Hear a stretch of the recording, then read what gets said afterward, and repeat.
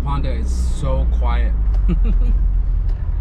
I gotta like throttle a little bit more just to hear it rev to make sure I don't stall it out. On my way to getting in alignment. So I can't tell if the smell is the brakes or the clutch. It's pretty heavy. But I know when I went to the NorCal CRX owners meet, it was definitely the clutch trying to climb the hill. It smells pretty strong. So rear is not too shabby with all of the new components in the back. The fronts, look at that. I knew that from the beginning, but the car doesn't really shake much. I drove it like literally 30 miles an hour all the way over here. So the back is just a little bit on the toe, and that should be pretty squared up.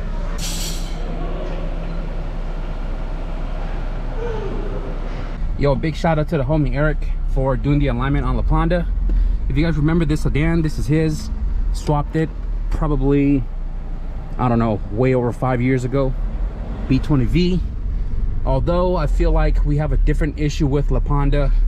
I'm gonna get it home and we'll talk about it. So back home, I was driving the car on the freeway and everything was all good and dandy up to about 65 miles an hour, where the car started shaking pretty bad up in the front. I doubt it's the suspension. It drives really nice and straight. The steering wheel's nice and straight, but it shakes up in the front, and I'm kind of believing that the wheels are off balance. They've been sitting for a couple of years. They were deflated in Tony's backyard, and I think I'm just going to take them off to go to the tire shop across the street to see if they can balance it out for me. But most importantly, I noticed that when I was driving to my buddy's place and driving back, the car was giving off that distinctive brake or clutch smell. When we're at the alignment rack, the smell was coming from the passenger caliper. Now, when I did do the brakes on this car in the suspension overhaul video, I noticed that when I was pressing this caliper in, the last 2 millimeters of the piston wouldn't go all the way in to clear the brake pads. So I kind of messed with it a little bit, got it to lock, but it was a really tight fit. And I think what's going on is the piston is either seized or stuck or whatever the case may be, and it's not, I guess it's not extracting on the release of the brake pedal, so it's riding on the brake pad. So I just got back from O'Reilly's. Actually, I got back home a little while ago, but I took my other CRX to O'Reilly's to go pick up some parts for LaPonda. I picked up a new caliper, or sorry, remanufactured caliper. I picked up 2 wiper blades and 2 struts for the trunk.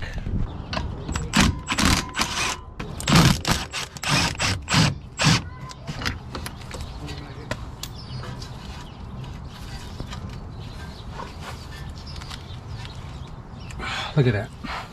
This thing's freaking stuck on here. Ugh.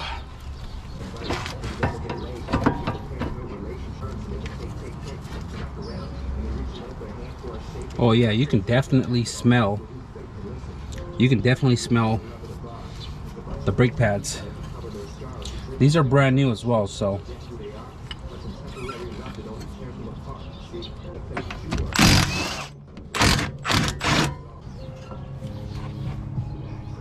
man, that thing smells really bad. So this kit is a reman and it comes with the bracket. The other one is brand new, but it doesn't come with the bracketry. It only comes with, I guess, the main caliper part right here. But because this one comes with the bracket, I'm just going to switch it all as a whole. It also comes with new little retaining brackets down there.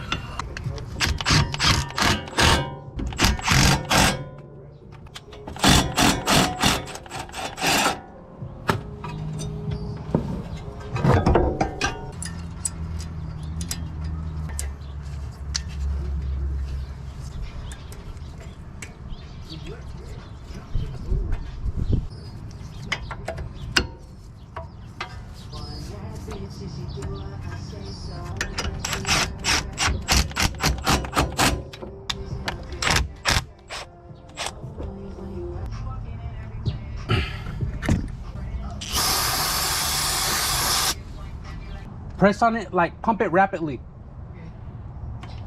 Go ahead.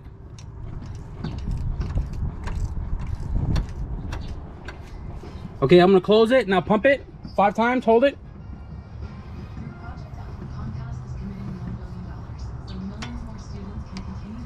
Okay, we're pumping out solid now. I don't know if you guys saw with the GoPro, but this was moving finally back and forth because the other one wasn't doing that. So I'm gonna go ahead and just bleed the other side real quick, and then probably take the wheels to go get balanced real quick. Ooh, look at this thing right here though, on that Fast and the Furious vibe.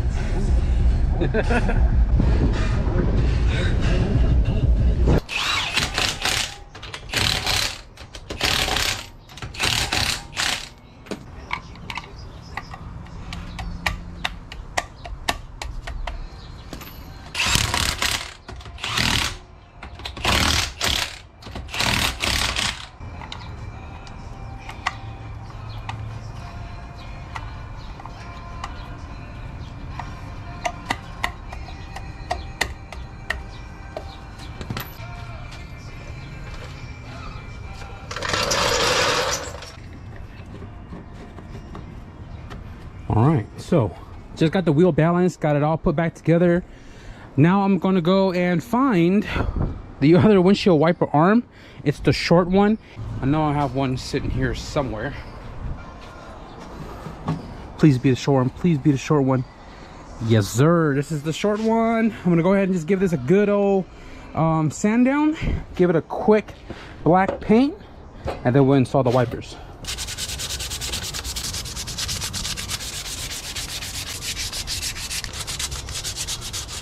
I'm surprised I don't have any semi-gloss black, so I'm just going to go ahead and use trim black and just give this a nice coat. Light coats, light coats.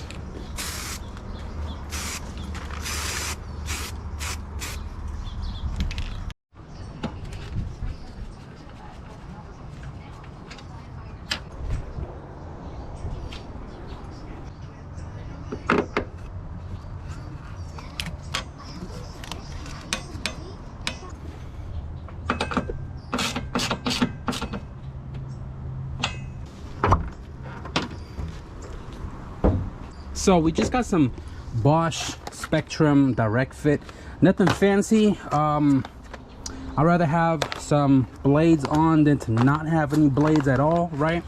So I went ahead and just copped two of these. Apparently they're the same length. This is a 20 and that one is also a 20.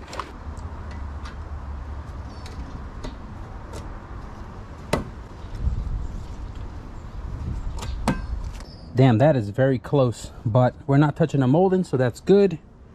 Go ahead and just slide these suckers off. Good old fresh rubber. You know how careful I was trying to be to not hit the wiper arm switch, because this one didn't have a blade on it and it was literally metal to glass. But you know, that finger control. That finger control.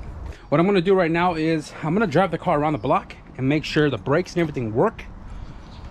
And then we'll turn the car backward on the driveway so we can do the trunk shocks.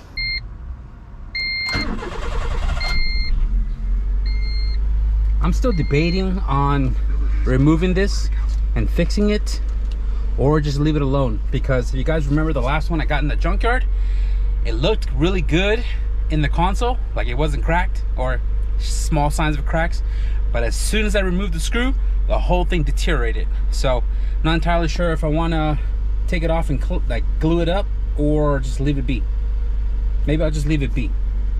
Okay, don't touch that. The e-brake used to be all the way to the top, and the car you can still push it forward. Now it's halfway and it works.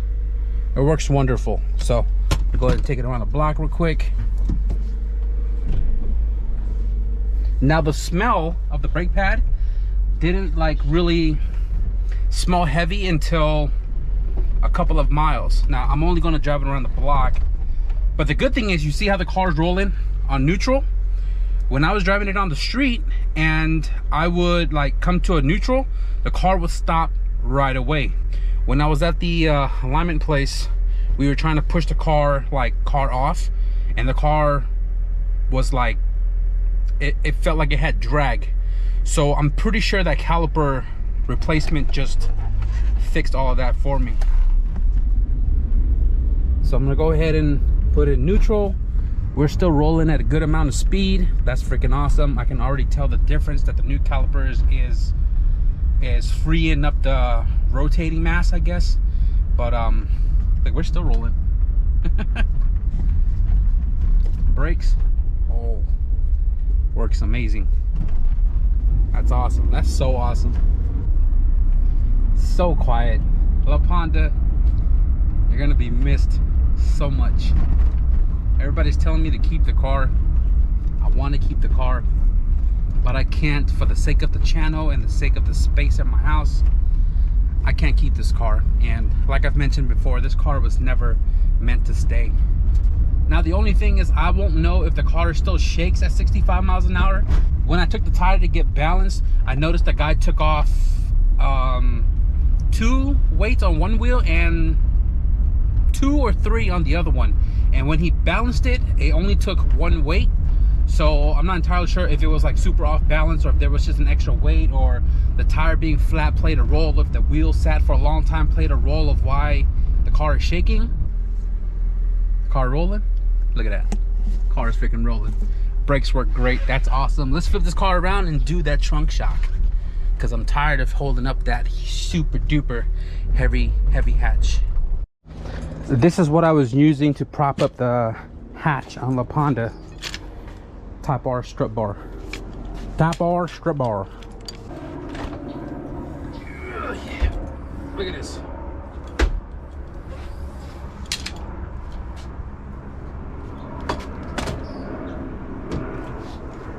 Just like that. It's at a 14.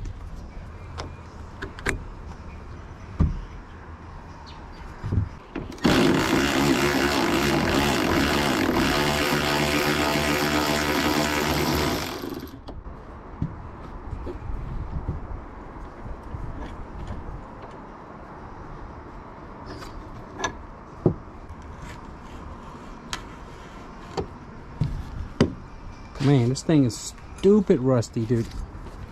Yeah, damn.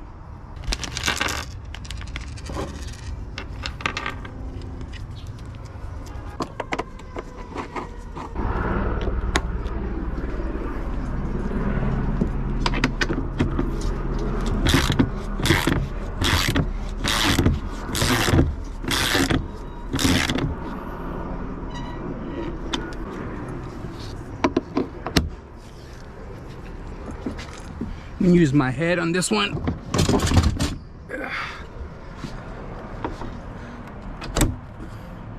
Look at that. 1 shock. Okay, definitely need 2. Houston, we have a problem. This is a smaller size bolt head to the hole. If you look, this one is much larger than this one, right? Not entirely sure why this one is smaller. Probably just a mispackage, mislabel, whatever the case may be. But this is the same strut, just a wrong bolt. So I'm gonna have to MacGyver something right now, because I don't want to drive back to O'Reilly's. But we'll make something happen.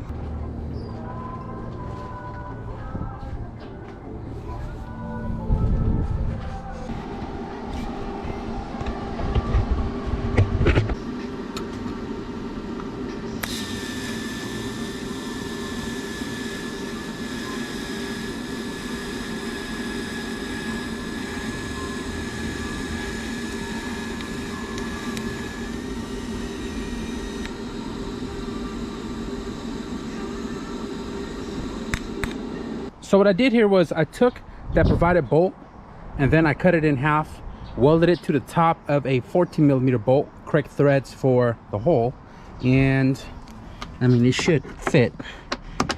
I could have sworn I test fitted it earlier, and it threads.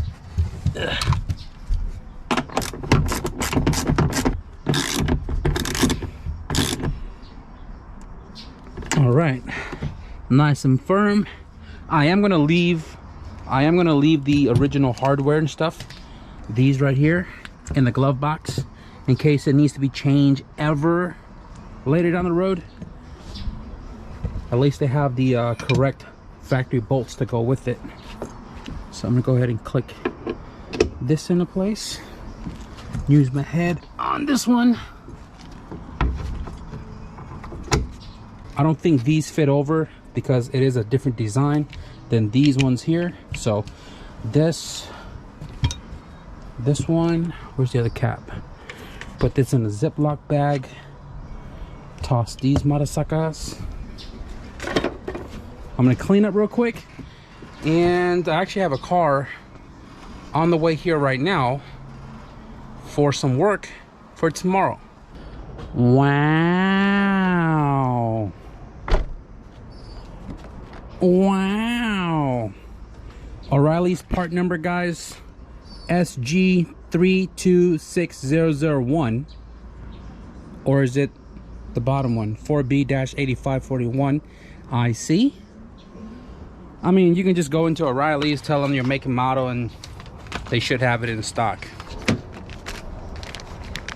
OEM style trunk shock hardware. Just gonna go ahead and toss that back there. As I stand here and wait for the other car to show up, I'm looking at LaPonda like, man, this car has made a huge transformation. And as of right now goes, there's really not much more I can do to LaPonda other than maybe tinker with the seat a little bit right now, just to, I don't know, get the ball rolling on the reupholstery to try to do it myself. I do have a lot of materials. If I mess up over and over, I got plenty to go around. So I think that's what I'm gonna do. I'm just at all with this car right now. This is really stock for me, like the stockest car I've ever owned. The good thing here is the fabric itself, it's not torn, it's just the leather that's all like deteriorated, right? So I thought originally this was really wide, right? But after looking on this side, it's actually really narrow. So what I'm gonna do right now is I guess I'm just gonna grab some like masking paper to trace out this shape and then transfer it over to the fabric and cut it wider. That's what I'm thinking. Cut it bigger and then, I don't know, see how it works.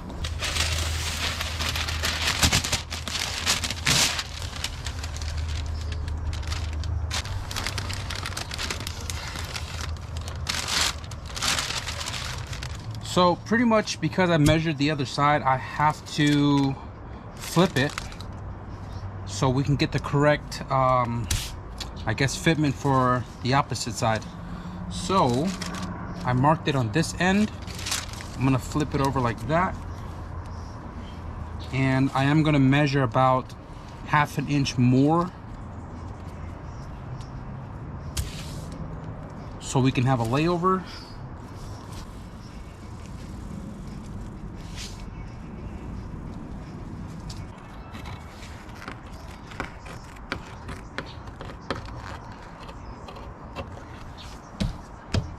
Now it's okay if I mess up because I have a whole entire sheet of this and I can make probably 20 more. So I'm gonna go ahead and just kind of test fit this, see how it looks, make adjustments if I have to, and start sewing.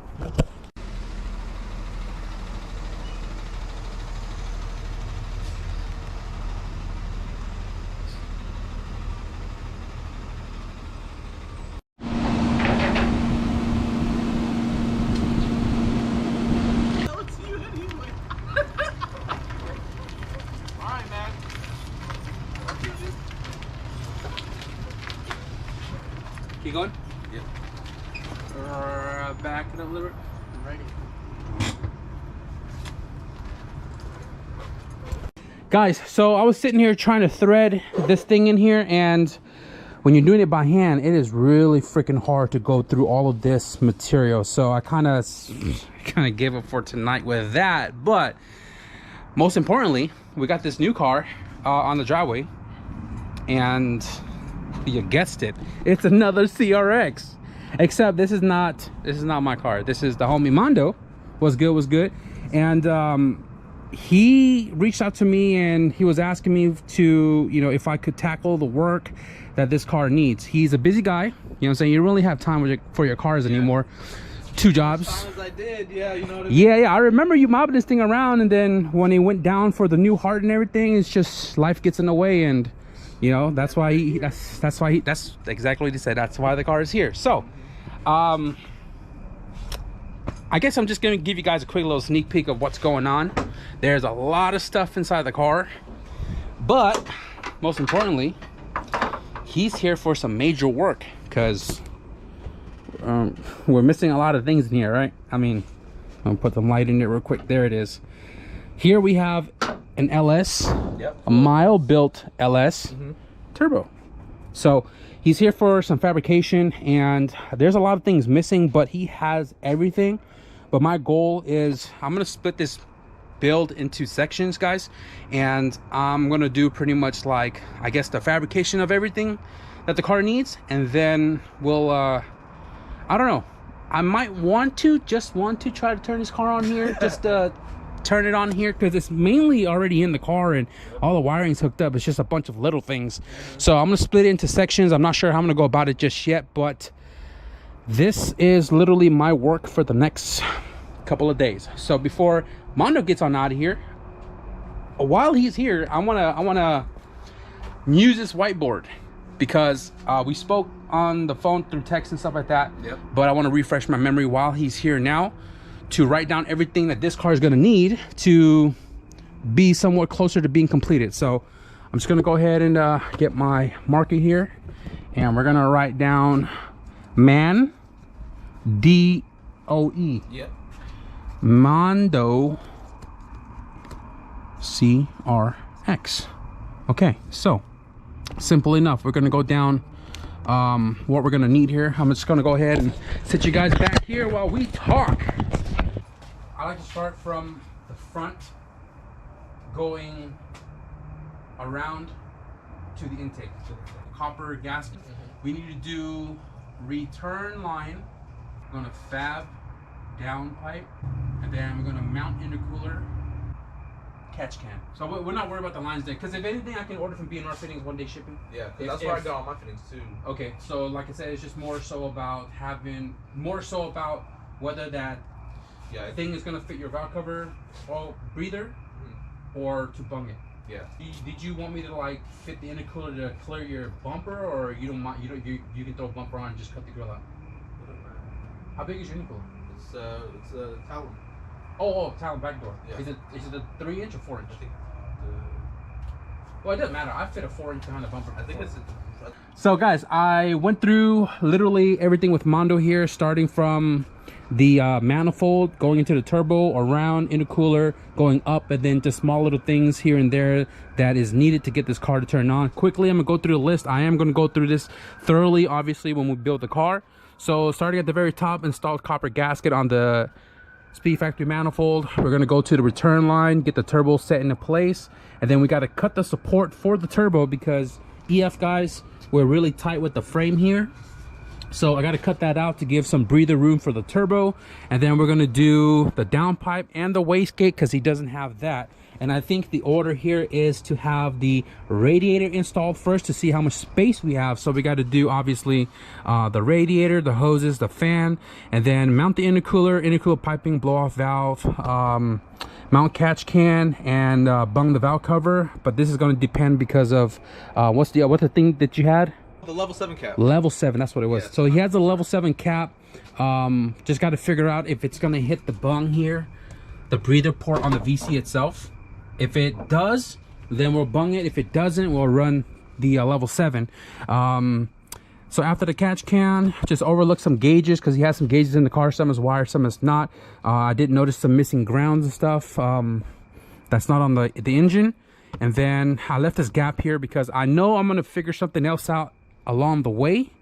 So I left this gap here to write it in. But injectors, it has 1,000 cc grams. So I'm not entirely sure if the grams require a resistor box. I got to run like the ohm meter through it, or look on their website. But I got to do that, and let's see, ECU, map it, speed factory, 3-bar, engine oil and coolant. So this is going to be all obviously at the end, but the main stuff here is pretty much the turbo kit fabrication. That's what we're going to do tomorrow. It's going to be a fun one, even though I've done this like countless times. Countless of times, so it should be pretty simple. This is literally like set up just like my red car. Same radiator, top mount turbo, big turbo, same talon, back door intercooler, piping is gonna route the same way, same blow off valve, literally just like my red car before. So should be a, you know, cakewalk. But we're gonna tackle this tomorrow. Look at this, missing a freaking nut right there, bro. Come on, man, come on. But I'm getting a little frustrated with LaPonda's driver's side seat, so I'm probably gonna find a reupholstery shop because it's really rough on my fingers, and I'm not gonna show you guys that in the rest of this video. We are gonna kill it right here though. So if you guys enjoy a little bit of progress update on LaPonda, it's literally ready to go. Like, I can put it up on the market right now. If you guys enjoy the updates, the progress update on LaPonda, be sure to leave a thumbs up. And if you guys want to stick around for Mondo's Turbo CRX in the next couple of episodes, be sure to hit the subscribe button. But with that being said, thank you guys for watching, and I'll see you guys in the next video. Peace.